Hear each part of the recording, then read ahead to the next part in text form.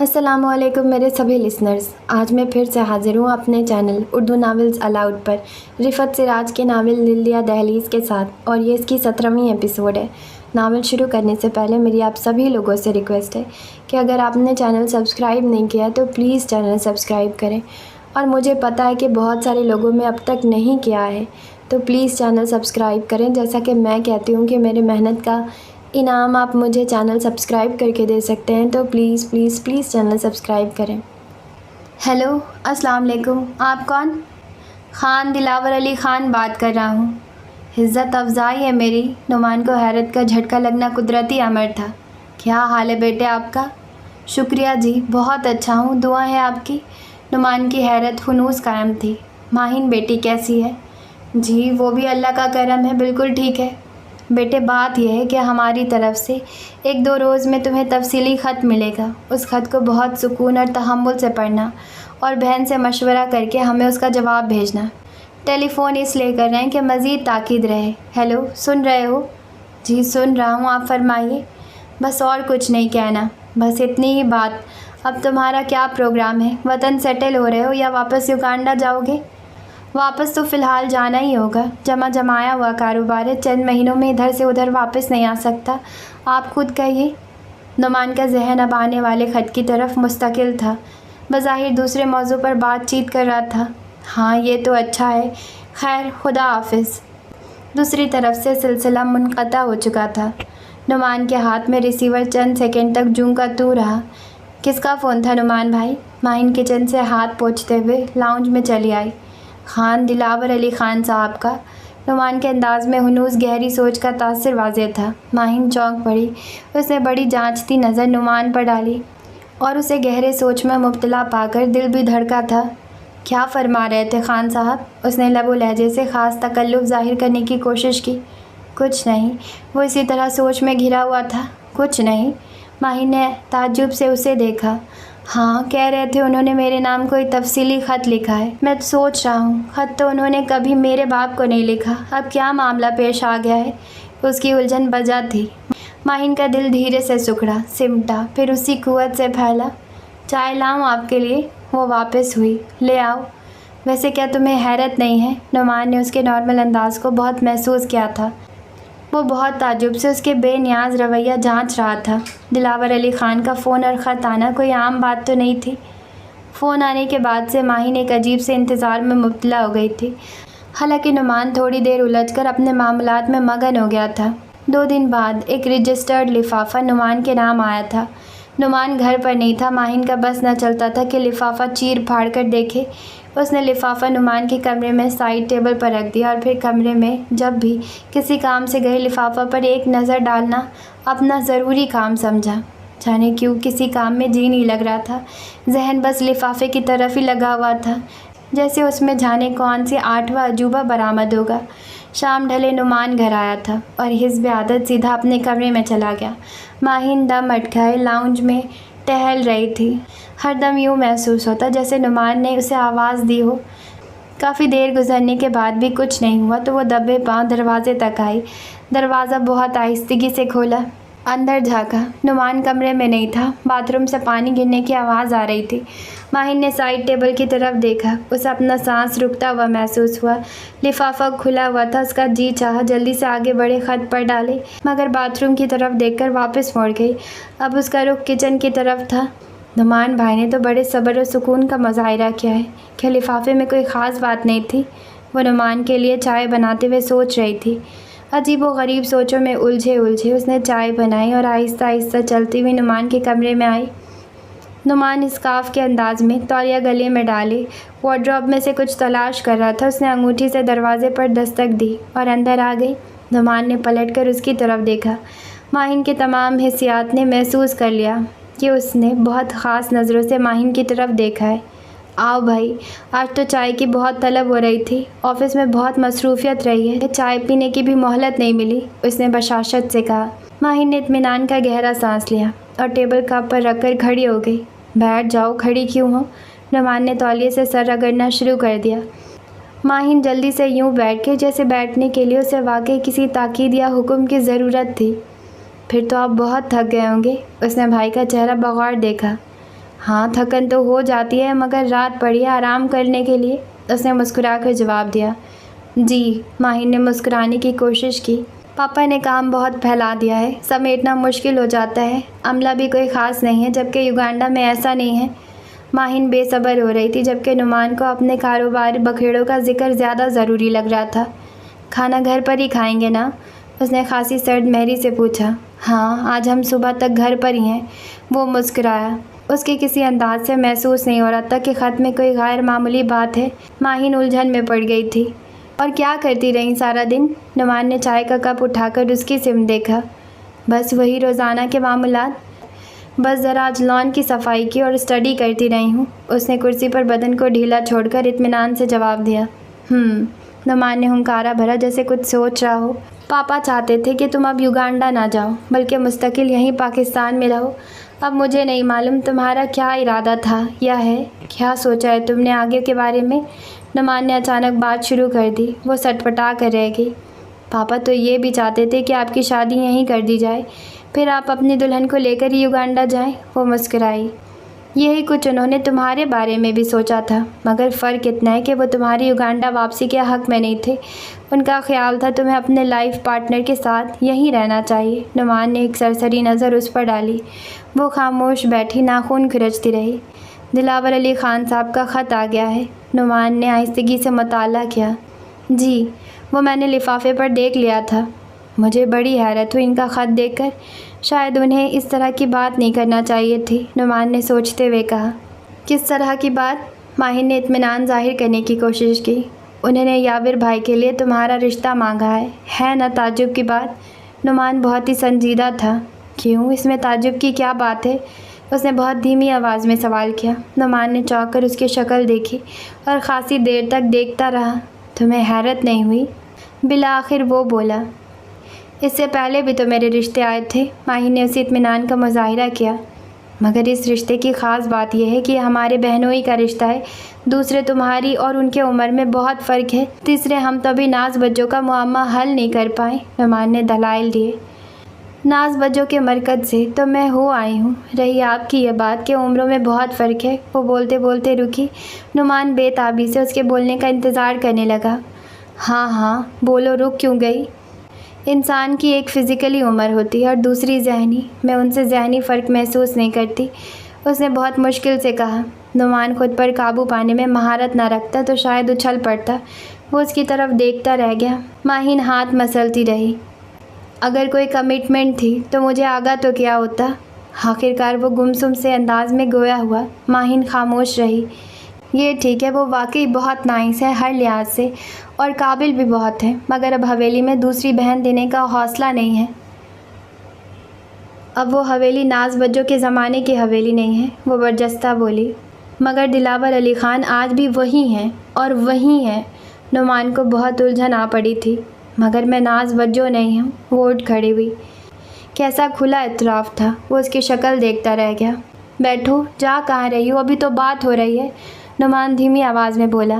मेरा ख्याल है बात मुकम्मल हो चुकी है। वो बहुत आहिस्तगी से गोया हुई। मर्ज़ी तुम्हारी, मगर जाने क्यों मैं मुतमईन नहीं। उलझन के आसार नुमान के चेहरे पर बहुत वाज़ेह थे। आप परेशान ना हो भाई, मैं बच्ची नहीं हूँ और ना हवेली वालों से किसी तरह कमज़ोर हूँ। मुझे हर तरह के इंसानों से डीलिंग आती है। इतना कहकर वो रुकी नहीं थी, बल्कि तेज़ी से बाहर निकल गई थी। नुमान हैरान परेशान सा हिलता पर्दा देखता रहा। न गजरे की धार, न मोतियों के हार, न कोई किया सिंगार, फिर भी कितनी सुंदर हो तुम कितनी सुंदर हो।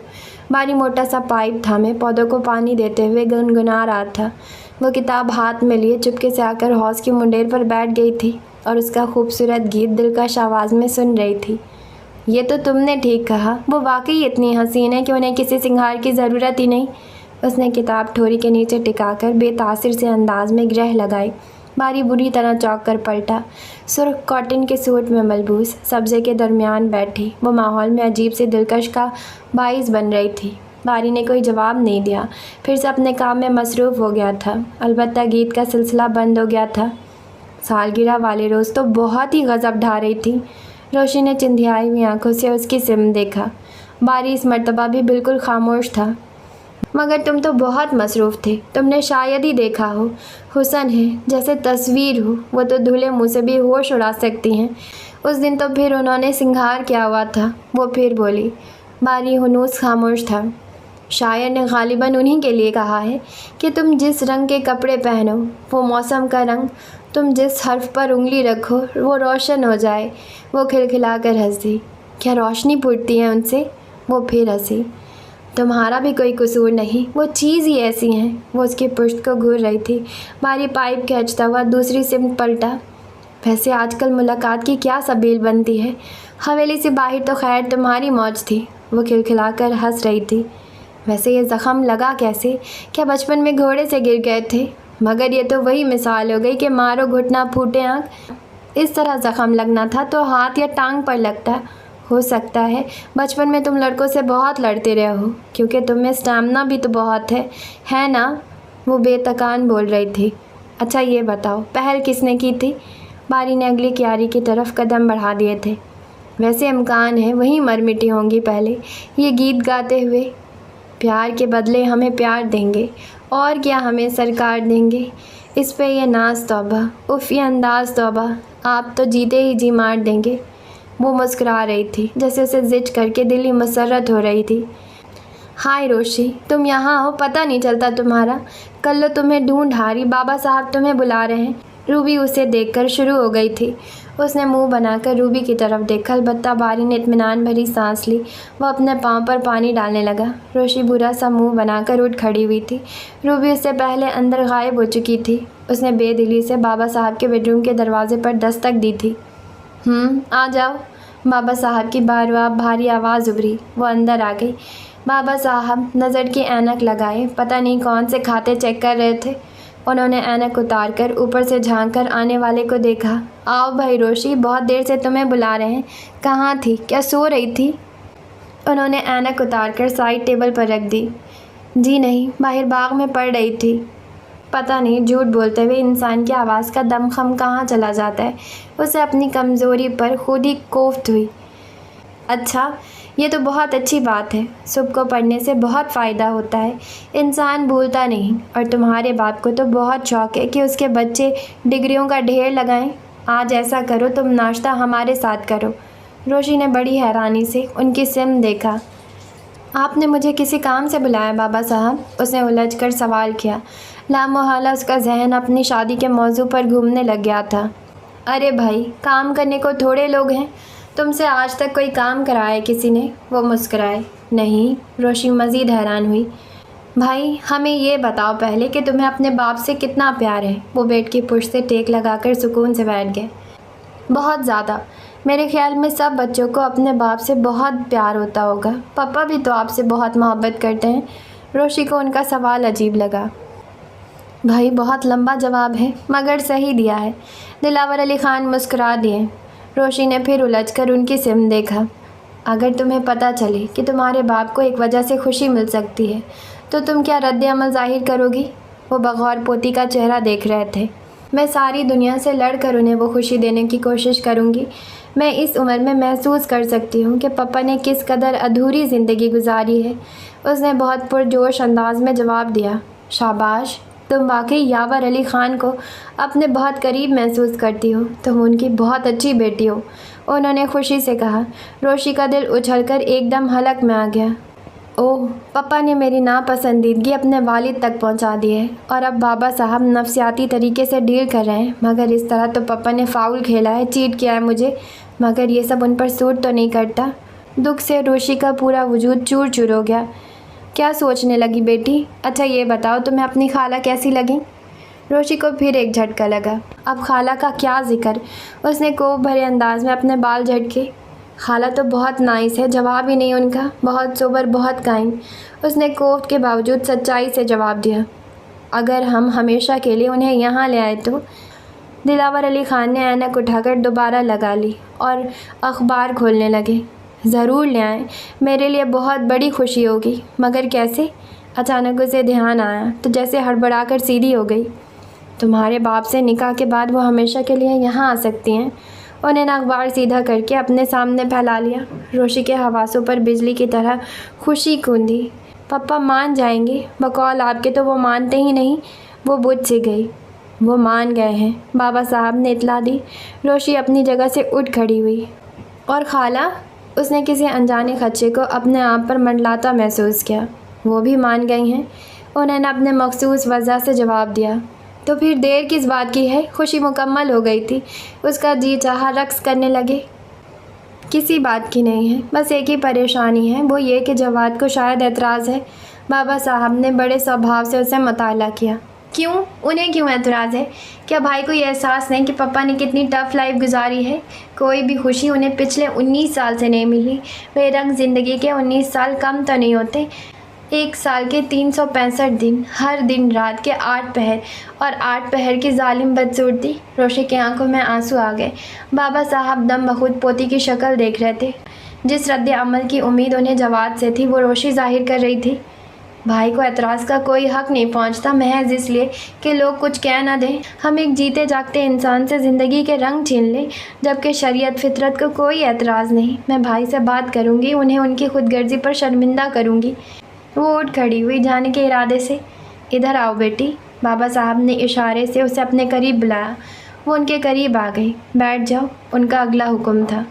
वो बैठ गई। बाबा साहब ने आहिस्तगी से बड़े शफीक अंदाज में उसके सर पर हाथ रख दिया।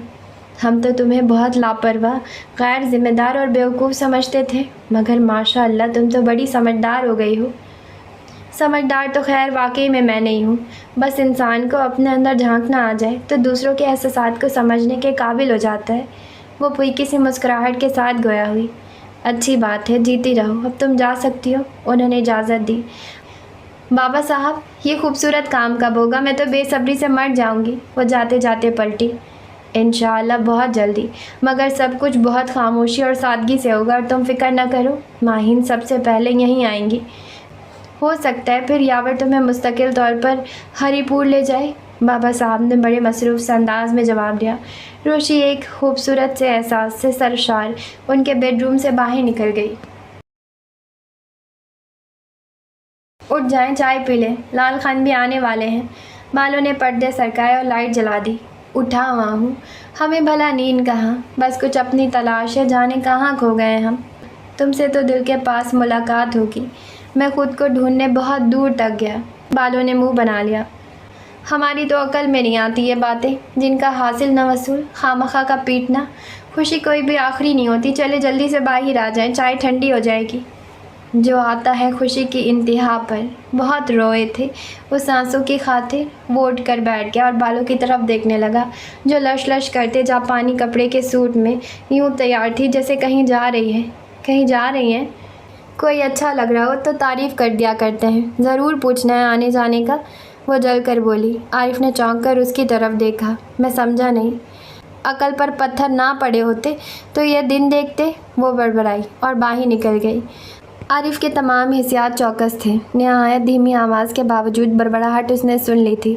वो पाँव में चप्पल डालना भूल गया था। बाहर बरामदे में बालो चाय आगे सजाए थाल में दाल लेकर साफ़ कर रही थी। उसने नज़दीकी वॉश बेसन में हाथ मुँह धोया। वो बहुत उलझ गया था। दिमाग जो मायने समझा रहा था वो उसे मंजूर नहीं था। वो आहिस्तगी से चलता हुआ बालों के सामने आकर बैठ गया। बालों ने थर्मस से चाय उंडेली और इसके सामने रख दी। साथ ही निमको और गुलाब जामुन की प्लेटें उसकी तरफ सरकाई। लाल खान नहीं आया अभी तक? उसने चाय का कप उठा लिया मगर नज़रें नहीं उठाई। आ ही जाएगा बूढ़ा हीरो, बालों ने सुलग कर जवाब दिया। आरिफ का ऊपर का सांस ऊपर, नीचे का नीचे रह गया। खासी देर गुमगू की कैफियत में रहा। आपको इस तरह नहीं करना चाहिए, अब तो आपके पास उसकी अमानत है। आरिफ ने बड़ी रोशन ज़मीरी का मुजाहिरा किया। अमानत? मैं उसे कुछ नहीं दूंगी। इसके लिए इतनी मेहनत करूं, इतने दुख उठाऊं, किस हिसाब में? वो भड़क कर बोली। क्या करेंगे आप? आरिफ खौफज़दा सा हो गया। मैं उसके बच्चों की माँ कभी नहीं बनूंगी। एक कांटा मुस्तकिल मेरे दिल में है, एक कांटा उसके दिल में भी होना चाहिए। वो बड़ी सफाक नज़र आ रही थी। वो आपसे बेहद मोहब्बत करता है और मोहब्बत करने वालों को दुख नहीं देते, आरिफ ने समझाया। मोहब्बत क्यों नहीं करेगा? उसकी तो लॉटरी निकल आई है। 5 रुपए के टिकट पर 5 लाख का इनाम। वो आग निकाल रही थी। ये होश की बात नहीं है, आरिफ बस यही कह सका। आप तो खुद बेहोश रहते हैं, बालों ने तंजिया कहा। हमें होश के सबक पढ़ा रहे हैं, मगर मेरी बेहोशी नुकसान में किसी के नहीं। ये भी दिन गिनती करने का एक अंदाज़ है, उसने बड़े ठहरे हुए अंदाज में कहा। रात आकर गुजर भी जाती है, एक हमारी सहर नहीं होती, बेकरारी सही नहीं जाती, ज़िंदगी मुख्तसर नहीं होती। उसने चाय का कप उठा लिया और आहिस्ता आहिस्ता घूंट भरने लगा। जुर्म में तो आप भी बराबर के शरीक हैं, कभी कभी तो जी चाहता है आपको खाने में जहर दे दूँ। बालों की आवाज़ भर आ गई। शायद आने वाली तब्दीली से वो और ज़्यादा कनौती हो रही थी। इतना बड़ा एहसान आप मुझ पर नहीं कर सकती, ऐसे नसीब कहाँ हमारे। वो हंस दिया और फिर चाय पीने लगा। काश आप लाल खान का घर बसाने की बजाय अपना घर बसा लेते। बालो गोया आज फट पड़ी थी। उसके अजीब व गरीब अंदाज पर आरिफ चौंक पड़ा। उसके माथे पर शिकने उभर आई। उसने चेहरा ऊपर उठाने की बजाय सिर्फ नज़रें उठाई और बालों को चंद सानिये देखा। अपने हमरा जो आते हैं इधर से पहले, दश्त पड़ता है मियाँ इश्क में घर से पहले। वो कप रख कर उठ खड़ा हुआ। यूँ समझे मैं आज आखिरी बार घर यानी आपके घर आया था। दिमाग मर्द का ख़राब हो या औरत का, देर नहीं लगती। खुदा हाफिज़। उसने कदम बढ़ा दिए। ठहर जाएं, मैं भी आपके साथ ही घर से निकलूँगी। आपके आने के अमकान तो मुझे इस घर में रोके हुए थे, वरना यहाँ रखा क्या है। वो थाल रख कर उठ खड़ी हुई मगर फ़ौरन ही गड़बड़ा गई। आरिफ अपनी जगह पर पत्थर हो गया था। सामने लाल खान खड़ा था। वो शशदर सा दोनों को देख रहा था। आरिफ ने नज़रें बमुश्किल उठाई थी। लाल खान उसकी तरफ देखने की बजाय सिर्फ बालों की तरफ देख रहा था। लाल खान, मैं दोस्त हूँ, डाकू नहीं हूँ। ये कम उम्र और कम अकल है, इसे कुछ ना कहना। ज़रा देर के बाद गुस्से में बाज़ मर्तबा बड़ी लंबी कहानियाँ पल जाती हैं, जो ना पले तो बेहतर रहता है। अब हमें एक दूसरे से नहीं मिलना चाहिए। खुदा हाफिज़। वो तेज़ी से आगे बढ़ गया। लाल खान ने उसे रोका नहीं। कुछ देर साकित खड़ा रहने के बाद वो मुर्दा कदमों से अपने कमरे की तरफ बढ़ गया। बालों ने जाते हुए लाल खान को एक नज़र देखा और कुर्सी पर बैठ के उसके चेहरे पर किसी किस्म का डर और खौफ नहीं आ रहा था, बल्कि वो पुरसुकून नज़र आ रही थी, इस हद तक कि उसने चाय कप में निकाल कर पीना शुरू कर दी। अलबत्ता उसका हिलता पाँव इस बात की चुगली खा रहा था कि वो किसी गहरी सोच में है। घर में सिर्फ माहिन की 2 सहेलियां बतौर मेहमान मौजूद थी, जबकि नुमान के दोस्त अभी नहीं आए थे। मुनीब अहमद के 2-3 दोस्त भी मौजूद थे, जिनसे उनकी बरसों की दोस्ती थी। माहिन अपने मेहंदी लगे हाथ देखकर जाने क्यों बार बार रोए जा रही थी।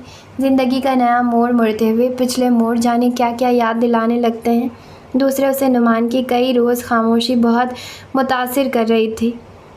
शाम के 7:30 बजे के करीब दिलावर अली ख़ान 10-12 अफराद के साथ कमरे में दाखिल हुए। ख़वातीन में आलम ताब, समिया और यावर अली ख़ान की तीनों बहनें थीं। भाई भी दोनों, यानी अब्बा और बसीर चचा शामिल थे। उन लोगों की आमद का सुनकर तो माहिन के ज़ब्त के सारे बंधन टूट गए थे। वो बेतहाशा रोई जा रही थी। आलम ताब नौकरानी के साथ कमरे में दाखिल हुई और रो रो कर पागल होती माहिन को गले से लगा लिया। जब इंसान किसी बड़ी खुशी से नवाजा जाता है तो वो लोग बहुत याद आते हैं जो इस खुशी में सबसे ज़्यादा खुश होते हैं। लेकिन ये भी ज़िंदगी है, यूँ अपनी जान हल्कान न करो। हम भी तुम्हारे अपने हैं, वक्त बताएगा तुम हमें कितनी अजीज़ हो। शाबाश, चुप हो जाओ। वो अपने दुपट्टे से उसकी आंखें साफ़ करने लगी, साथ ही नौकरानी को चाबी थमाकर सूटकेस खोलने का इशारा किया। माहिन की दोस्त ने नौकरानी के हाथ से चाबी लेकर खुद सूटकेस खोला। यह निकाह का जोड़ा ऊपर ही रखा है, बहुत अच्छी सी दुल्हन बनाना हमारी माहिन को। यावर ने तो गले में एक हार भी नहीं डाला, मगर हमने उनसे कह दिया जब दुल्हन के पास जाओगे तो गले में हार ज़रूर डालना, आखिर उसके भी अरमान होंगे। उन्होंने मुस्कुराकर उसकी पेशानी पर बोसा दिया और उठ खड़ी हुई। माहिन की सहेलियों से दुल्हन बनाने की तैयारी करने लगी। उसी दम नौकरानी ने आकर उसे इत्तला दी कि फ़ोन पर कोई लड़की रोशी आपको बुला रही है। उसने माहिन की तरफ इशारा किया। माहिन चौंक पड़ी। क्या रोशी आई नहीं? उसे क्यों नहीं लाया? अजीब लोग हैं। रक्षी, फ़ोन तो लाउंज में है, क्या भाई कमरे में है? मैं नीचे कैसे जाऊँ? उसका चेहरा हया से चमकने लगा। वो सब लॉन में है, लाउंज खाली पड़ा है। अलबत्ता याविर भाई इस तरह बैठे हैं कि लाउंज उनकी नज़रों के सामने है। अब ये तुम्हारा मसला है। फिर तो मैं नहीं जा रही। उसे ढेर सारी शर्म आ गई। कुछ फितरी वारदातें होती हैं जो अकल से मावरा होती हैं और सबके लिए एक सी होती हैं। मैं कह देती हूँ कि तुम निकाह पर राज़ी हो, मगर साथ जाने पर राज़ी नहीं हो। जल्दी उठो, दूसरी तरफ बिल बन रहा है। रक्षी ने उसे बाजू से पकड़ कर उठाया। मगर तुम तो कह रही हो, वो हिचकिचा रही थी। अच्छा, अब ज़्यादा बनो मत। 1 घंटे बाद उनके कंधे से कंधा मिलाए गाड़ी में बैठोगी, और जब हम जाकर मिलेंगे। माहिन ने उसके मुंह पर हाथ रख दिया। ज़्यादा बदतमीज़ी नहीं। उसने हया आमेज़ खफगी से उसे टोका और फिर दुपट्टा सर पर फैलाकर तेज़ी से लाउंज में आई और मुलाजमा को लाउंज का दरवाज़ा बंद करने की हिदायत देते हुए रिसीवर उठा लिया। हेलो, उसकी आवाज़ में हिजाब सा डर आया। अस्सलाम वालेकुम अम्मी हुजूर। रोशी की खनखनाती आवाज़ एयरपीस में उभरी। माहिन का दिल अजीब से अंदाज में धड़कने लगा। पापा के यहाँ तो नकील डालने वाली कोई चीज़ ही नहीं, आपने कैसी डाली? वो खिलखिला रही थी। रोशी प्लीज़, उसने होंठ दांतों तले दबा लिया। वैसे मेरे पापा तो हर किस्म के सूरत हाल में बड़े रफ से महसूस होते हैं, आपको प्रपोज़ करते हुए भी वैसे ही थे। वो बदस्तूर चहक रही थी। तुमने ये बातें करने के लिए इतनी दूर से फ़ोन किया है? माहिन में बिला आखिर हंस पड़ी। जी नहीं, आपका हाल अहवाल पूछने और पापा की शिकायत लगाने के लिए फ़ोन किया है, वो मुंह बिसोर कर कह रही थी। कैसी शिकायत? माहिन उलझी। अपनी शादी में हमें क्यों नहीं लाए? हम भी तो देखें नाजुक नाजुक जज्बों में घिरे पप्पा कैसे लगते हैं। क्या हमारा हक नहीं? वो बनावटी उदासी जाहिर करते हुए बोली। तुम कैसी हो? खुश तो हो ना? माहिन ने बड़े मोहतात अंदाज में पूछा। एकदम फर्स्ट क्लास। खुशी से पाँव ज़मीन पर नहीं टिक रहे। वो हंसी। क्या आप दुल्हन बन चुकी? वो बड़ी मासूमियत से पूछ रही थी। माहिन खामोश रही। निकाह हो गया? दूसरा सवाल। बदतमीज़, कोई और बात करो। माहिन जीप गई। अच्छा चले, कोई और बात करते हैं। ये बताए पापा कैसे लग रहे हैं? वो शरीर हुई। देखना वहाँ आकर तुम्हारी कैसी पिटाई करती हूँ। माहिन के होठों पर शर्मिगी मुस्कुराहट खेल रही थी। अच्छा तो फिर आ रही है ना? रोशी का कहा बहुत जानदार था। माहिन ने रिसीवर रख दिया और गुलनार चेहरे के साथ ऊपर चली आई। जब बेटी ने यह हाल कर दिया तो बाप क्या हाल करेगा? उसके दोस्त ताबिंदा ने उसके चेहरे का बड़ी बुरी तरह जायज़ा लिया। माहिन उसे घूर कर रह गई। 7C में एक नई कहानी का आगाज़ हो रहा था। बाहर समंदर की ज्वालानियाँ थीं और अंदर यावर अली ख़ान के अंदर तूफ़ान करवटें ले रहा था। इंतहाई चमकदार सुर्ख जरदार दुपट्टे और तंग पजामे में दुल्हन बनी माहिन घर की ख़वातीन में घिरी हुई घरेलू मुलाजमीन के अतवार में भी खुशी की तब्दीली पैदा कर रखी थी। दिलावर अली ख़ान रौनमाई में एक हीरे का कंगन देकर ऊपर अपनी ख्वाबगाह में जा चुके थे। यावर अली ख़ान अपने एक हम मर्तबा दोस्त के साथ मसरूफ़ गुफ्तगू होने के बावजूद माहिन पर एक उड़ती पड़ती नज़र डाल लेते थे, जिससे समिया जाने कौन कौन से किस्से बयान कर रही थी। आज से बरसों पहले भी मुनीब अहमद की एक बेटी दुल्हन बनकर इस घर में आई थी, जिसके फर्शी घरारे को 4 मुलाजिमों ने संभाला था। सच्चे काम से बोझल दुपट्टे को उनकी 2 बहनें संभाल रही थी। मुलाजमाओं और बहनों की वजह से वो दुल्हन से खासे फासले पर चल रहे थे। डोमिनियो ने इस्तकबाली गीत छेड़ा था। मुलाजमों ने फूल और सिक्के निछावर किए थे। उनकी वालदा ने दुल्हन के कमरे पर खड़े होकर उसकी पेशानी पर बतौर खुशामदीद बोसा दिया था। घर में शोर इस कदर था कि कान पड़ी आवाज़ सुनाई न देती थी। बच्चों का शोरगुल, नौकरों का उधम, ख़वातीन की बातें, डोमिनियो के हलक फाड़ किस्म के गीत और इससे बुलंद ढोलकी की आवाज़। जबकि आज पता ही नहीं चल रहा था कि इस घर में नई दुल्हन आई है जो खासी पुरसुकून हालत में बैठी थी। जबकि वो दुल्हन ससुराल पहुंचकर भी काफ़ी देर रोई थी और कई बार बेहोश हुई थी। यावर अली ख़ान उसके पास जाते हुए घबरा रहे थे कि नाजुक मिजाज दुल्हन कहीं तमाशा न बनवा दे। जबकि दुल्हन के हुस्न के चर्चों ने उन्हें बेसब्रा बना दिया था कि आंखों के डोरे यकलक गहरे सुर्ख हो गए थे।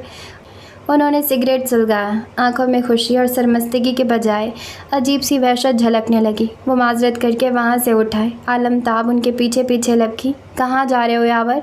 उन्होंने यावर अली ख़ान के शाने पर हाथ रख कर ठहराया। मेरे सर में शदीद दर्द हो रहा है, मैं कुछ देर आराम करूँगा। और हाँ भाभी बेगम, फ़िलहाल मुझे कोई डिस्टर्ब न करे, मैं कुछ देर तन्हा रहना चाहता हूँ। माहिन ने उनके जुमले सुन लिए थे। ऐसे थके हुए दूल्हा किसी लड़की के ख्वाब नहीं होते। जिस्मो जान में अजीब से कोफ भर गई। मेहंदी, नेल पॉलिश, अंगूठियों से सजे हाथों को उसने कुछ देर टकटकी बांध कर देखा। फिर गहरी सांस लेकर सोफ़े की पुश से टेक लगा ली। समिया अपने बच्चों को सुलाकर फिर उसके पास आ गई थी। बरी में जो कंगन उन लोगों ने मुझे चढ़ाए थे, उनका डिज़ाइन बिल्कुल ऐसा ही है। उसने माहिन की कलाइयों की तरफ देखा। आपको मालूम है मेरा और आपका क्या रिश्ता है? समिया मुस्कुराई। माहिन ने इस बात में जवाब दिया। बताएं क्या है? समिया ने शरारत से पूछा। सास बहू हैं हम, उसने बहुत आहिस्तगी से जवाब दिया। समिया खिलखिला कर हंस पड़ी। कैसी कैसी तारीख रकम हो रही हैं। बहू सास को ब्याह कर लाई है। वो हंसी। रोशी को तुम्हारे बेसब्री के नींद भी नहीं आएगी। लड़कियों ने अलग उसके नाक में दम कर रखा होगा। कह रही थी समिया भाभी आप कितनी लकी हैं, हमारे बाप की शादी में शिरकत कर रही हैं। बहुत शैतान है, सबसे ज़्यादा अम्मी से उसे ही डांट पड़ती है। डर तो जैसे उसे किसी का है ही नहीं। माहिन को जमाइयाँ से आने लगी। गुज़श्ता 2 दिनों से उसकी नींद बिल्कुल ही उड़ी हुई थी। आपके लिए चाय या कॉफ़ी बनाऊं? इस नींद को भगाइए, किसी को बहुत बोर करेगी, उसने शरीर लहजे में कहा। माहिन ने झीप कर नज़रें झुका ली। समिया, आलमताब बहू से मुखातिब हुई। जी अम्मी। समिया एकदम मुअद्दब हो गई। मेरा ख्याल है माहिन को कमरे में छोड़ा। अगर यावर आराम कर रहे हैं तो ये क्या कहती हैं, ये भी आराम कर लेंगी, ठीक है ना? आलमताब को एक वक्त में कई काम निपटाने की आदत थी। उधर समिया से मुखातिब थी, दूसरी जानब कल्ले को ख़ास दान उठाने का इशारा कर रही थी। ठीक है अम्मी, सर में ज़्यादा दर्द हो रहा होगा तो सर ही दबा देंगी, यावर चचा का फ़ायदा ही होगा, नुकसान तो नहीं होगा।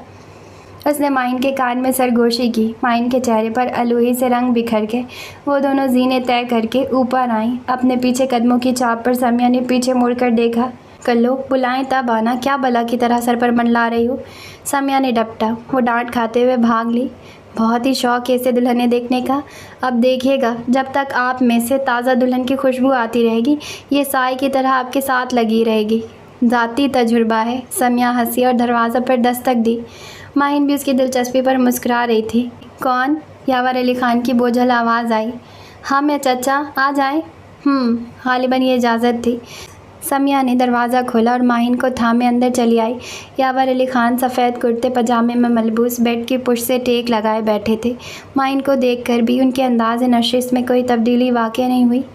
आपके लिए कॉफ़ी भिजवाऊँ? माहिन को बेड पर बैठाते समिया यावर अली ख़ान से मुखातिब थी। नहीं, उन्होंने 2 टोक जवाब दिया। समिया माहिन का हाथ दबाकर खामोशी से बाहर चली गई। उसने बहुत आहिस्तगी से दरवाज़ा बंद कर दिया था। माहिन इस तरह बैठी थी कि यावर अली ख़ान उसकी पुश्त पर थे। आप चेंज कर ले और इजी हो जाएं। बरसों बाद जहन कुछ रिलैक्स हुआ है। मैं बहुत सारा सोना चाहता हूँ, अब से देर तक। उम्मीद है आप अच्छे लाइफ पार्टनर की तरह मेरे एहसासात का पास करेंगी। गालिबन वो सीधे हो चुके थे।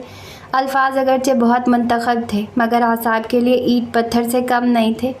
उसके सारे लतीफ़ एहसासात हवा हो गए। उसने आहिस्तगी से दुपट्टे की पिनें निकालना शुरू कर दी। इतने दिलदार, इतने कष्ट, और एक नज़र भी नहीं। उसकी आंखें भर आ गई। मर्द भी क्या है, जैसे कोई इम्तिहानी पर्चा, सारी उम्र हल करते रहो। ये वही हैं जो प्रपोज़ करते वक्त 2 मोती उनके रुखसार पर ढलक आए थे। ये इब्तिदा है, इंतहा क्या होगी? उसने गर्दन मोड़कर पीछे देखा। वो आंखों पर बाजू रखे सीधे लेटे थे। माहिन ने दुपट्टा सोफे पर उछाल दिया और पाँव सैंडल से आज़ाद करके बेआवाज़ वार्डरोब तक आई। सामने बहुत खूबसूरत बेबी पिंक नाइटी लटकी हुई थी। उसने कोह भरे अंदाज में उसे एक तरफ सरका दिया और शलवार कमीज़ ब्लू कलर की निकाल ली, जिस पर बहुत हल्का काम बना हुआ था। सब कपड़ों में उसे वही निस्बतन आरामदा नज़र आया। उसने लिबास तब्दील किया और बाहर आ गई। मेकअप अगरचे बहुत हल्का था, फिर भी सोने से पहले साफ़ करना तो ज़रूरी था। मगर अजीब सी कोफ्त और काहिली सवार हो गई थी। नाइट बल्ब उसने जानबूझकर नहीं जलाया था। एक कुशन उठाकर सोफे पर तकिया रखा और दराज हो गई। बात कोई छोटी सी नहीं थी।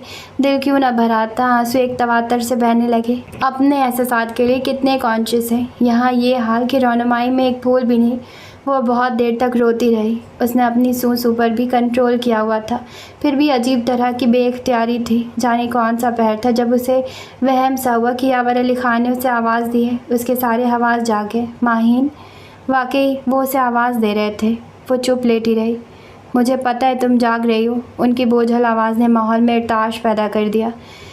अगर डीसी साहब ज़ाब्ते की कार्रवाई नज़रअंदाज कर सकते हैं तो फिर हम तो आम लोग हैं। आप मुझे आवाज़ न दें, मैं सोना चाहती हूँ। उसके आवाज़ में आंसुओं का असर था।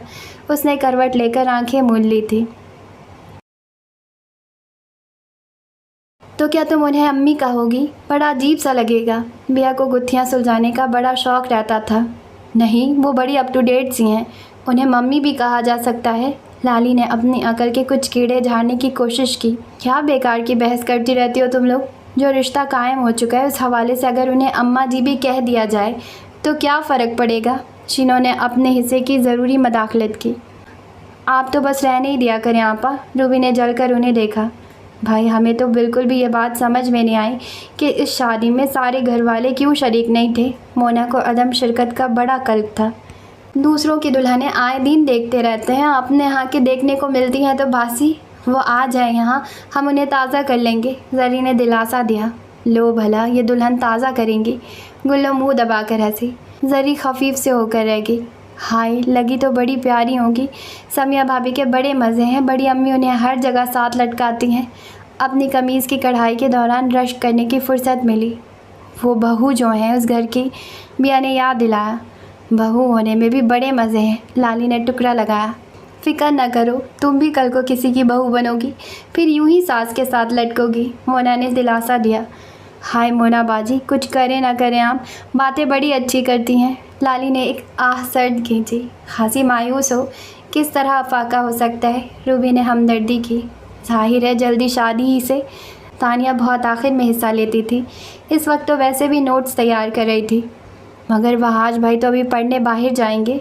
तानिया बचपन ही से अपने कज़न वहाज से मंसूब थी। उसकी वजह शायद उन दोनों की माएँ थी, जो कज़न्स होने के साथ साथ गहरी सहेलियाँ भी थी। कहीं उन्हें ही वहाँ कोई पट्टी पढ़ाने न बैठ जाए, जैसे कि काका जान ले आए थे अपने साथ गोरों की गलती को। वो सिर्फ गोरों की ही गलती नहीं थी, काका जान की भी गलती थी। शीनो की वैसे भी दूसरे की गलतियों पर नज़र रहती थी। क्यों बेचारी तानिया को डरा रही हो, वैसे ही हवा से हिल जाती है, कोई रोग वोग लग गया तो समझो कि गई बेचारी। गुल्लो हमेशा से ही खुद को हमदर्दाना रोल अदा करने के लिए वक्फ थी, यह खुद को कर रखा था। एक तो तुम लोगों से भी हद है। हम पप्पा और खाला के बारे में बात कर रहे थे। रोशी के सब्र का पैमाना लबरेज हुआ था। धीरज, हम उसी तरफ आ रहे हैं, रूबी ने तसल्ली दी। इस तरह आए तो जाने कब पहुंचूंगी। वो लोग आज रात पहुंच रहे हैं, इत्लान अर्ज़ है। वो जल कर रह गई। हाँ, तो बात कहाँ से शुरू हुई थी? यही कि तुम किस तरह इस्तकबाल करोगी, जैसे फिल्मों में बिछड़ी हुई बेटी एक हौलनाक चीख मारकर माँ के गले लगती है, लाली ने संजीदगी से कहा। मगर मैं बिछड़ी हुई बेटी नहीं हूँ, उसने सुलग कर तसी की। मैं उनको अम्मी कहूँगी ना मम्मी, मैं उन्हें खाला ही कहूँगी। तब्दीली पप्पा की ज़िंदगी में आई है, वो तो उनके साथ ही जा रही हैं, उसने फ़ैसला सुना दिया। और क्या, तुम तो वैसे भी परवरिश हो चुकी, बिया ने गिरह लगाई। परवान चढ़ चुकी, शीनो ने अपनी मखसूस हंसी के साथ तसी की।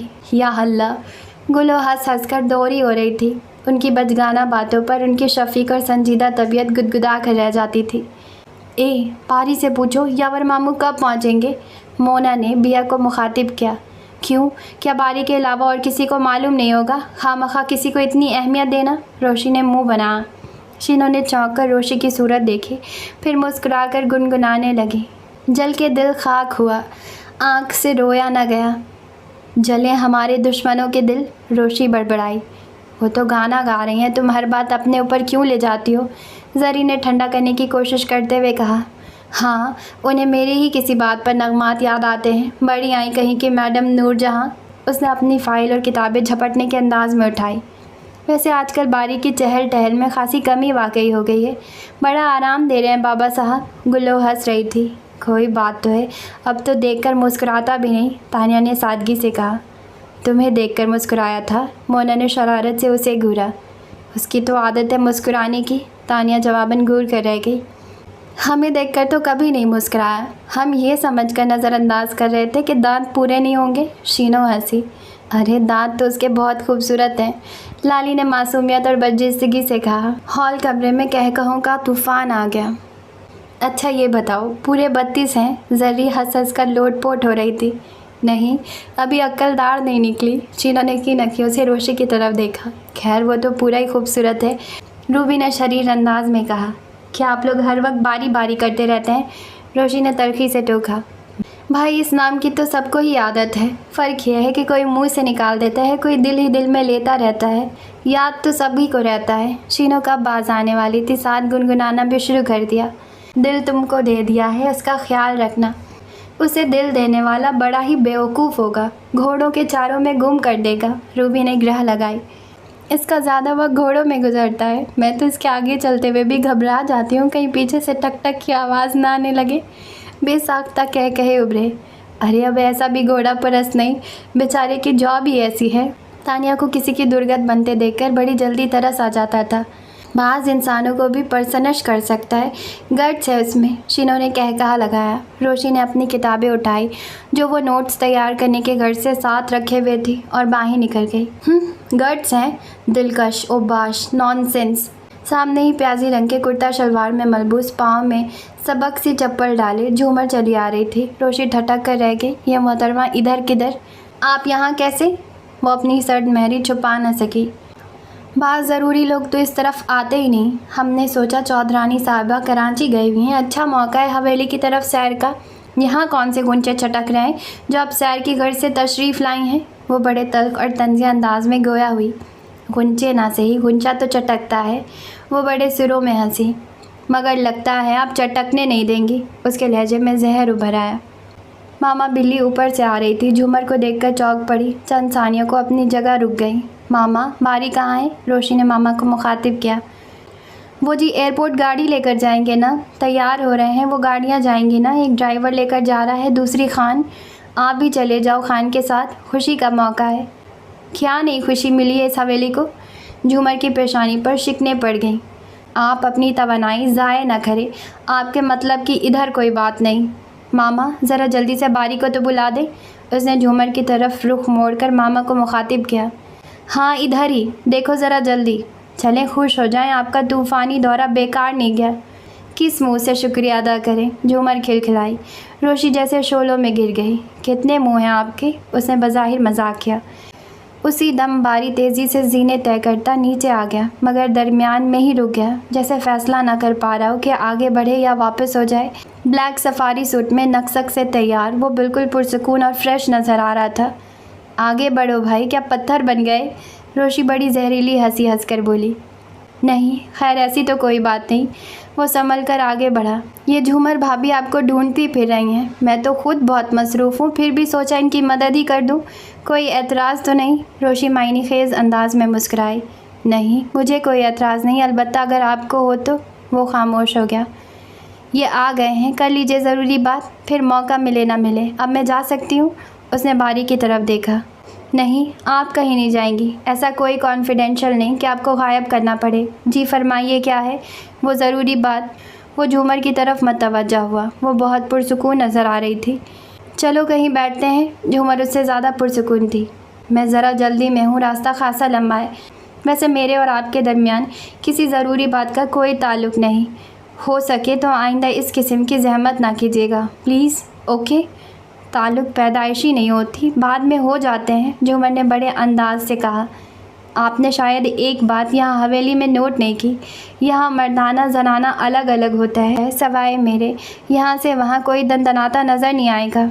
ऐसा क्यों है? सिर्फ़ इसलिए कि कूट कूट के मेरे अंदर ये बात उतार दी गई है कि हवेली की तमाम छोटी बड़ी ख़वातीन मेरे लिए वाजिबुल एहतराम हैं। मुझे हमेशा उनसे एहतराम का रिश्ता इस्तवार करना होगा। इससे हटकर मैं किसी से किसी और किस्म का ताल्लुक़ तसव्वुर भी नहीं कर सकता। अगर कोई ऐसा सोचता है तो मुझे उससे हमदर्दी है, सिर्फ़ और सिर्फ हमदर्दी। अस्सलाम वालेकुम। झूमर ने एक ख़याल से चौंक कर बड़ी फीकी सी मुस्कुराहट के साथ रोशी की तरफ देखा। मैं ठीक कर लूँगी उसे।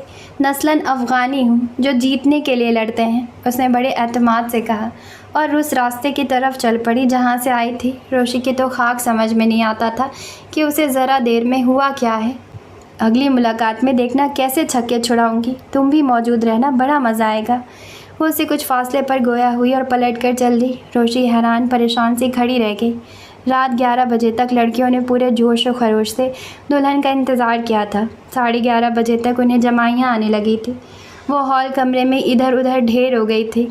नौकरों को जागते रहने की हिदायत थी। वो इधर उधर आ जा रहे थे। उन सब में मामा बिल्ली की कारकर्दगी सब पर भारी थी। 11:45 बजे किसी ने आकर हॉल कमरे में हलचल मचाई थी कि दुल्हन आ गई। सबसे लंबी जस्त रोशी की थी। वह हाथ में दुपट्टा पकड़े सरपट दौड़ती हुई पोर्टिको में आई थी। आने वाले सब वहीं जमा थे। समिया ने गोद में बेटे को लेने के बावजूद माहिन को शानों से थाम रखा था। रोशी चंद सानिया अपनी जगह पर ठटकी, फिर एकदम माहिन से लिपट गई। वो बुरी तरह रो रही थी। जवाबी कार्रवाई के बजाय माहिन ने भी रोना शुरू कर दिया था। अरे ये क्या करने लगी? खुशी का मौका है, खुशी की तरह मनाओ। आलमताब ने दोनों को अलग अलग किया। सारी लड़कियां और ख़वातीन भी वहां आ मौजूद थी। बुरी बात है, भला रोने का कौन सा मौका है? चलो अंदर। बाबा साहब छड़ी निकालते हुए सबसे पहले आगे बढ़ गए। बाकी लोग उनके पीछे थे। हॉल की तरफ चल पड़े। हॉल कमरे की तमाम लाइटें ऑन कर दी गईं। मैरून साड़ी में मलबूस माहिन चेहरे से बहुत मज़ाहमिल नज़र आ रही थी। रोशी उसके पहलू में बैठ गई। बाकी लोग खड़े हुए बड़े पुरशौक अंदाज में दुल्हन देख रहे थे। आप यकीन करें खाला, हमारी खुशी के मेरी बुरी हालत है। मेरी समझ में नहीं आ रहा कि मैं आपसे क्या बात करूं। रोशी ने माहिन का मेहंदी रचा हाथ अपने हाथों में ले रखा। माहिन के लबों पर फीकी सी मुस्कुराहट फैल गई। अब तो सफ़र से बहुत थक गई होंगी। क्या फ़्लाइट लेट थी? बारी तो जाने कब से गया हुआ था। उसने मोहब्बत से माहिन का चेहरा देखा। खाना वाना तो हम खा चुके, तो मामा बिल्ली से कहकर यावर के कमरे में दूध भिजवा दो, आलमताब ने बहू से कहा। समिया फ़ौरन बाहर चली गई। आओ माहिन, अब तुम भी आराम करो, सुबह से बैठी हुई हो। रौनमाई वगैरह सब सुबह कर लेंगे, तारुफ तो तुम्हारा सबसे हो ही चुका है पहले। आलमताब ने माहिन को शानों से थाम कर उठाया। जाओ लड़कियों, अब तुम भी सो जाओ, सुबह को दुल्हन से बात करना। चलो शाबाश। मैं भी चलूँ खाला के साथ? रोशी पुरशौक अंदाज में उठ खड़ी हुई। तुम भी आराम करो, आलमताब ने उसे टोक दिया और माहिन को लेकर यावर अली ख़ान के बेडरूम में चली आई। यावर अली ख़ान सोफ़े पर नीम दराज उसी तरह सूटेड बूटेड सिगरेट का धुआं उड़ा रहे थे। माहिन और भावच को देखकर उठकर बैठ गए। तबीयत तो ठीक है ना यावर? आलमताब उनके करीब जाकर पूछने लगी। जी भाभी बेगम, तबीयत ठीक है और अब ठीक हो जाना चाहिए। उनका अंदाज़ पुरअसरार सा था। अभी तक एक निगाह गलत भी उन्होंने माहिन पर नहीं डाली थी। अच्छा, फिर कपड़े वगैरह तब्दील कर लो, चाय या कॉफ़ी भिजवाऊँ? उन्होंने जाते जाते पूछा। नहीं, बरसों बाद तो टूट कर नींद आना शुरू हुई है, बहुत सोना चाहता हूँ। उनके लहजे में थकन का तासर था। सैंडल उतारते उतारते माहिन ने चौंक कर उनका चेहरा देखा, मगर कुछ खोज न सकी। भाभी बेगम, उन्होंने जाते हुए आलमताब को आवाज़ दी। वो रुक गई। मेरा एक ज़रूरी काम याद है ना आपको? पहली फ़ुर्सत में वहाँ कहलवा दीजिएगा कि नाज़नीन की बहन माहिन से मैंने निकाह कर लिया है और माहिन अब हवेली में मौजूद है। आलमताब ने एक उलझी हुई नज़र माहिन पर डाली। चली जाएगी सुबह इतला, फ़िक्र न करो, वो बोली। सुबह देर से होती है, उन्होंने गले से टाई खींचते हुए बेजारी से कहा। अच्छा ठीक है, वो आहिस्तगी से बोली और बाहर निकल गई। माहिन हैरान परेशान उनकी तरफ देख रही थी। उनका मबहम सा पैगाम उसके खाक भी पल्ले ना पड़ा था। हाँ जी, आज के लिए बस इतना ही। बहुत डिफ़िकल्ट है आजकल का एपिसोड रीड करना, क्योंकि प्रिंट ज़रा भी अच्छा नहीं है। मेरे पास तीन PDF अवेलेबल है, लेकिन तीनों का हाल बेकार है। और बात करें नावल की, तो यावर अली ख़ान ने तो शादी कर ली है, लेकिन बारी और रोशी की गाड़ी पटरी पर आ ही नहीं रही। मुझे कितना इंतज़ार रहता है उनका, लेकिन उनके सीन्स भी ज़्यादा नहीं होते और फिर उनकी गाड़ी भी पटरी पर नहीं आ रही। कब उनकी गाड़ी पटरी पर आएगी? अभी बहुत सारा नावल बाकी है। ये तो पार्ट 2 ही चल रहा है, अभी तो पार्ट 4। बहुत सारे पेजेस हैं, बहुत सारी कहानियाँ हैं। क्या होने वाला है, नो आइडिया। मिलते हैं कल आने वाले एपिसोड के साथ। जाने से पहले चैनल को सब्सक्राइब करें, लाइक करें, शेयर करें, कमेंट करें। Okay, tata bye.